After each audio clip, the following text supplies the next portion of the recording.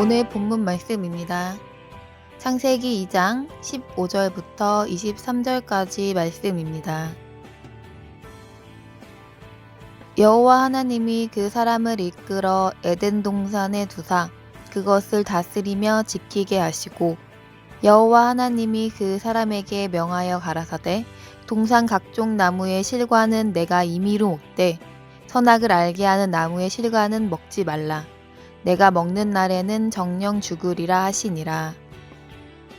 여호와 하나님이 가라사대 사람의 독처하는 것이 좋지 못하니 내가 그를 위하여 돕는 배필을 지으리라 하시니라. 여호와 하나님이 흙으로 각종 들짐승과 공중의 각종 새를 지으시고, 아담이 어떻게 이름을 짓나 보시려고 그것들을 그에게로 이끌어 이르시니, 아담이 각 생물을 일컫는 바가 곧 그 이름이라. 아담이 모든 육축과 공중의 새와 들의 모든 짐승에게 이름을 주니라. 아담이 돕는 배필이 없으므로 여호와 하나님이 아담을 깊이 잠들게 하시니, 잠들매 그가 그 갈빗대 하나를 취하고 살로 대신 채우시고, 여호와 하나님이 아담에게서 취하신 그 갈빗대로 여자를 만드시고 그를 아담에게로 이끌어 오시니, 아담이 가로되 이는 내 뼈 중의 뼈요 살 중의 살이라. 이것을 남자에게서 취하였은즉 여자라 칭하리라 하니라. 아멘.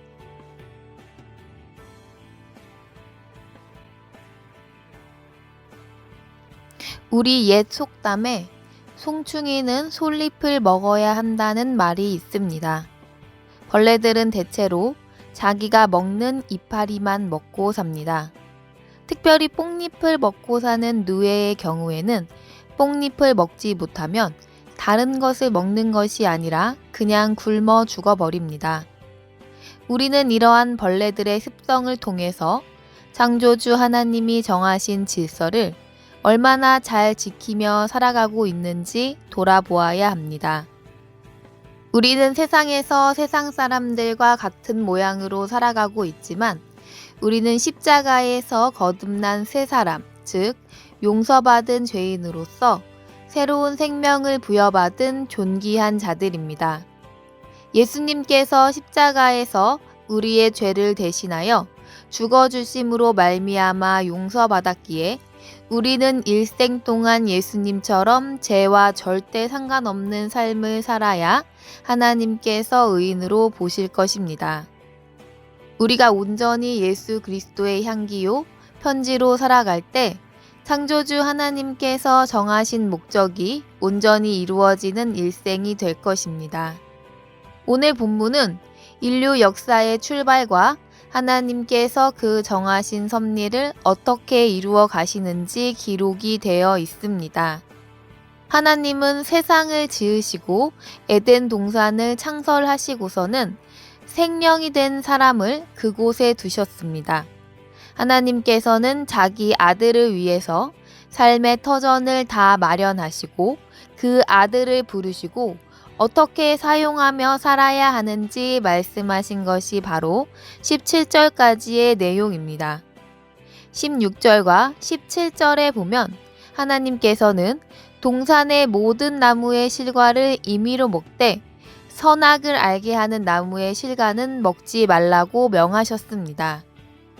하나님께서 우리의 삶의 터전을 다 마련해 두시고 우리를 부르시지만 그 안에서 우리가 누릴 수 있는 것이 있으며 하나님께서 반드시 금하시는 것도 있다는 것을 우리는 알아야 합니다. 이 금하시는 것이 바로 우리를 보호하시고자 하시는 울타리라는 것을 우리가 깨달아야 합니다. 이 울타리 안에는 죄악이 없습니다. 그러나 이 울타리를 넘어가면 우리는 하나님, 즉 창조주의 권위에 도전하는 그런 죄악된 모습을 알 수 있습니다. 그 에덴이라는 안식의 공간을 하나님께서는 허락하신 후에 하나님이 아담의 모습을 보시고 나서 18절에서는 독처하는 것은 사람에게 좋지 못하다고 말씀하십니다. 그러므로 하나님께서는 이제 그 부족함을 채워주시기 위해서 직접 배필을 만드셨습니다. 이처럼 하나님께서는 우리들이 안식을 누림으로 하나님의 영광이 되게 하시고자 말씀하시고 그 말씀을 하나님께서 이루시는 것입니다. 그러나 우리가 다시 생각해 봐야 하는 것은 그 필요한 것을 그냥 주시는 것이 아니라는 것입니다. 오늘 본문에서는 돕는 배필을 지으시겠다고 말씀하신 하나님께서는 이어서 아담에게 각종 들짐승과 공중의 새를 모으시고 아담에게 이름을 지으라고 하십니다. 아담은 하나님께서 이끄시고 명하시는 대로 모든 짐승에게 이름을 주었습니다. 그리고 나서는 돕는 배필이 없음을 깨닫는 것입니다. 하나님께서는 우리에게 있어야 좋은 것을 우리보다 더 잘 아시지만 우리에게 그것을 허락하시기 전에 먼저 우리로 하여금 사모하는 심령을 만들어 주시는 것입니다. 아담 역시 하나님의 지으신 짐승들에게 이름을 붙이면서 자신에게 부족한 것을 알게 되어지고 이로 인하여서 그 부족한 것에 대해 사모하는 심령을 얻게 되어지는 것입니다. 사모하는 심령을 주시기 위해서 하나님은 우리에게 여러 가지 길로 인도하시지만 우리가 하나님의 생각을 다 알지 못하므로 왜 우리는 이러한 일을 겪어야 하는지 불평불만이 생길 때도 많습니다. 그러나 하나님께서 우리에게 무엇이든 주시기를 원하시며 우리의 마음에 그것을 사모하는 심령을 허락하시고자 하심을 믿는다면 범사에 감사하고 항상 기뻐하는 자가 될 수 있을 것입니다. 하나님께서 우리에게 범사에 감사하고 항상 기뻐하라고 말씀하셨다는 것은 우리가 범사에 감사할 수 없고 항상 기뻐할 수 없는 길로 인도하시기 때문인 것입니다. 하나님께서 우리에게 명하신 일들이 조금 이상할 수 있습니다. 인간의 판단으로는 당장에 급한 일이 훨씬 많은데도 불구하고 하나님께서 별것 아닌 일에 나를 쓰시고자 하신다고 생각되어질지도 모릅니다. 아담이 독처하는 것이 좋지 못함과 하나님이 지으신 짐승의 이름을 짓는 일에는 어떠한 상관관계도 없는 것처럼 보이는 것과 같은 것입니다. 인간의 생각과 판단으로는 헤아릴 수 없는 하나님의 말씀이지만 선하신 하나님을 믿음으로 순종한다면 우리는 하나님의 뜻하심을 깨달아 알게 되는 은혜를 받을 것입니다. 이렇게 살아가는 것이 우리 피조물들에게는 가장 편안하며 하나님께서 뜻하심을 순적히 이루시는 길이며 이것을 알아 순종하는 삶이 의인의 삶입니다.